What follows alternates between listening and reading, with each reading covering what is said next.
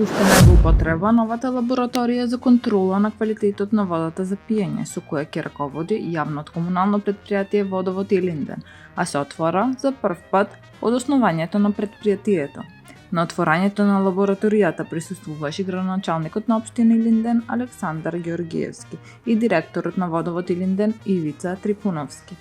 Градоначалникот истакна дека лабораторијата е опремена со најсовремена апаратура и технологија за анализирање на физичко-хемиските параметри на водата, како и контрола на микробиолошките параметри дефинирани во Правилникот за безбедност на вода за пиење, донесен од Агенцијата за храна и ветеринарство. Досега предпријатието го контролираше составот на водата преку соработка со надворешни лаборатории, со земање мостри во правилни временски интервали, а од сега тие испитувања ќе ги прави предпријатието, при што ќе бидат заштитени финансиските средства.